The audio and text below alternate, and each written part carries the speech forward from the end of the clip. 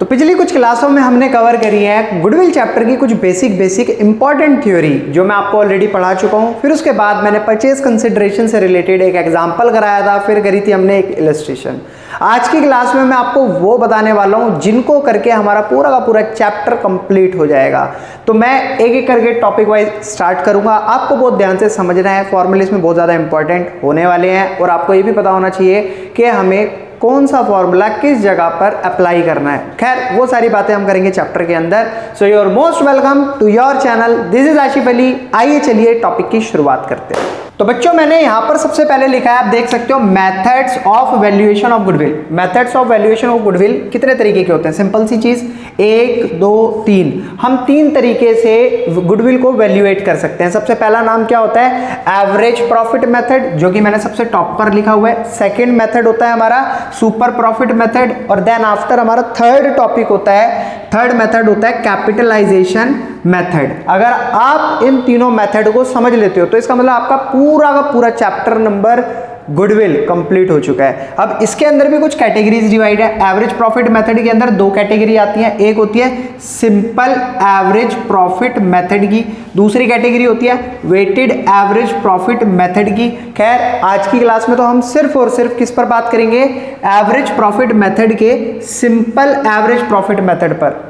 ठीक है, ये जितना सिंपल इसके अंदर वर्ड आ रहा है ये उतना ही ज़्यादा सिंपल है, इसको समझने में इतनी कोई दिक्कत वाली बात नहीं है। लेकिन सुपर प्रॉफिट मेथड कोई इसके अंदर ज़्यादा टॉपिक तो है नहीं, ये सिर्फ अकेला ही है सुपर प्रॉफिट मेथड, इसको मैं फटाफट खत्म करा दूंगा। कैपिटलाइजेशन मेथड में आपके 2 टॉपिक आएंगे, कैपिटलाइजेशन ऑफ एवरेज प्रॉफिट और कैपिटलाइजेशन ऑफ सुपर प्रॉफिट। अगर आपने ये सीख लिए तो ये आपको बहुत आसानी से आ जाएंगे। तो कहीं ना कहीं ये सब एक दूसरे से इंटर रिलेटेड है। आपको सारी बातें मेरी बहुत ध्यान से सुननी है, सारे फॉर्मूलों को अपने कॉपी के अंदर लिखकर लर्न भी करना है। तो सबसे पहले आज हम बात करते हैं एवरेज प्रॉफिट मेथड की। इसमें भी हम कौन सी बात कर रहे हैं? सिंपल एवरेज प्रॉफिट मेथड की। सिंपल एवरेज प्रॉफिट मेथड में गुडविल निकालने का जो फॉर्मूला होता है बच्चों, वो क्या होता है?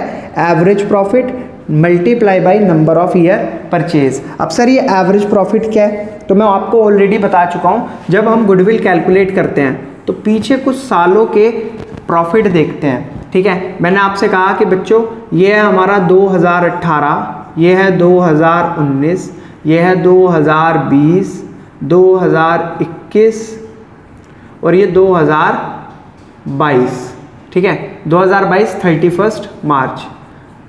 ये हमारे पूरे 1 2 3 4 5 सालों के मैंने यहाँ पर प्रॉफिट ले लिए, कुछ भी ले लिया। मान लो यहाँ पर 10,000 ले लिया, यहाँ 12,000 ले लिया, यहाँ 15,000 ले लिया, यहाँ 20,000 ले लिया, यहाँ फिर 15,000 ले लिया। तो एवरेज प्रॉफिट निकालने का बड़ा सिंपल सा मेथड है। आपको जो जो प्रॉफिट दे रखा है जितने ईयर का, आप सबको क्या करते हो?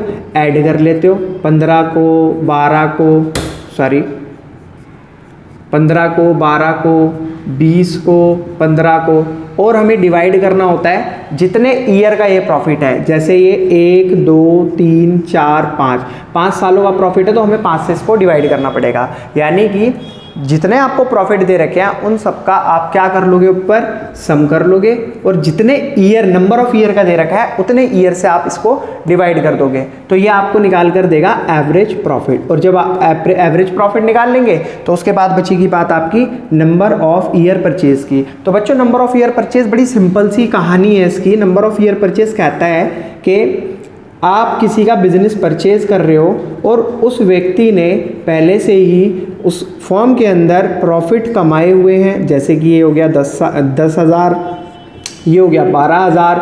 मैं सिंपल सा आपको इसका लॉजिक समझाऊंगा, आप समझने की कोशिश करना। और इस ईयर का प्रॉफिट हो गया 13,000। देखो ये पहले साल का, दूसरे साल का, तीसरे साल का। अब मैं पहुंच गया इस जगह पर, यानी कि मैं आया और मैं इस बिज़नेस के मालिक से कहने लगा कि लाओ मेरे को अपना बिज़नेस दे दो, मैं आपको कुछ अमाउंट दे देता हूँ इस बिज़नेस का, मतलब जो भी आप मांगोगे, जो मैंने आपको परचेज कंसिडरेशन वाले टॉपिक में बताया था। तो मैं बैग भर के पैसा लेकर आया, मैंने कहा लाओ लाओ अपना बिज़नेस आप मेरे को दे दो, और ये बिज़नेस बेचने के लिए तैयार भी हो गया। अब मुझे यहाँ पर ये देखना है कि इसने पिछले साल कितने सालों से प्रॉफिट कमा रहा है। तो ये यहाँ पर इसका प्रॉफिट था, यहाँ भी इसका प्रॉफिट था, यहाँ भी इसका प्रॉफिट था।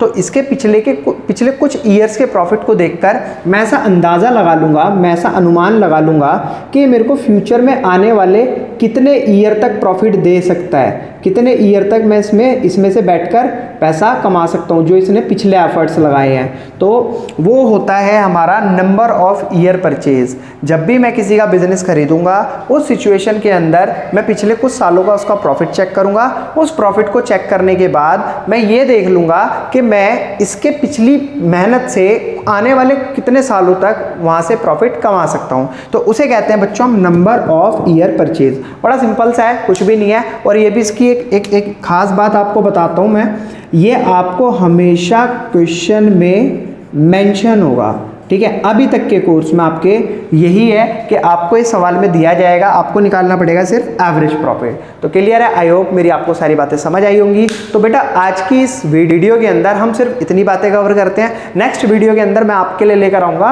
एवरेज प्रॉफिट मेथड में सिंपल एवरेज प्रॉफिट मेथड का एक क्वेश्चन, जिसका नाम है क्वेश्चन नंबर 1। तो मिलेंगे आपसे अगली वीडियो में अगले नए क्वेश्चन के साथ, तब तक के लिए धन्यवाद।